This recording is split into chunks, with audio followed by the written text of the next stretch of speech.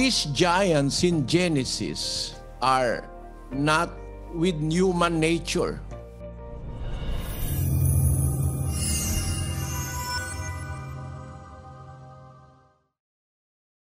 Giants are those that are higher in stature than ordinary or true humans. Giants may be 9 or 12 feet in height according to the Bible. You can imagine if you are a 6-footer, you can double your size, and that is how tall are giants. And this is not common to humans. Why?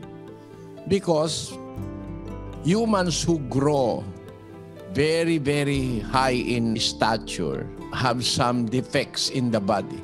It is called in the medical science as gigantism. Let us read, Brother Daniel. Gigantism, excessive symmetrical growth, especially of the arms and legs, accompanied by a corresponding growth in height of the entire body.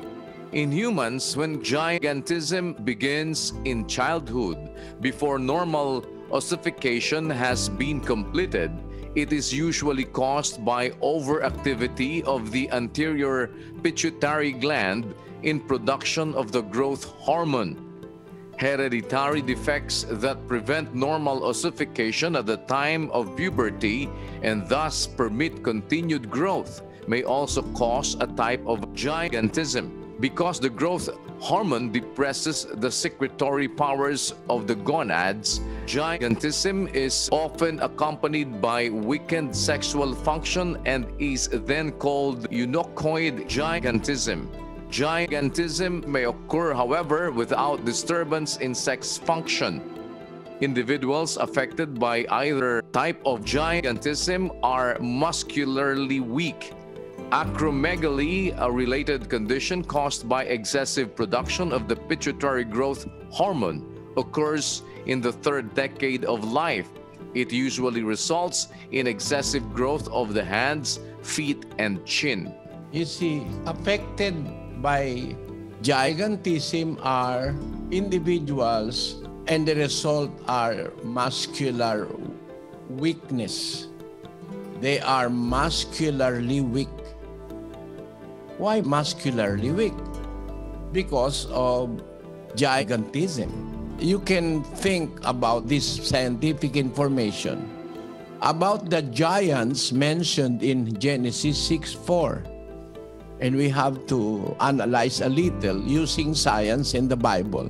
Let us read 6:4 of the book of Genesis. There were giants in the earth in those days, and also after that, when the sons of God came in unto the daughters of men, and they bore children to them. The same became mighty men, which were of old, men of renown. These giants, according to what we read in Genesis 6:4, they became mighty men, which were of old, men of renown. So this is extraordinary. This is extra-human. It is not the normal human nature. When human is affected by that defect, gigantism, the muscles are weak because the excessive growth hormones that makes a man suffer from gigantism is putting in the body a disorder. The excessive production of pituitary growth hormones. So, it makes the person weak in muscles. But these giants in Genesis are not with human nature. Why? Because they are even mighty. They are strong. And they were men of renown. Meaning, in science, we must not think that these are real humans. They are not real humans.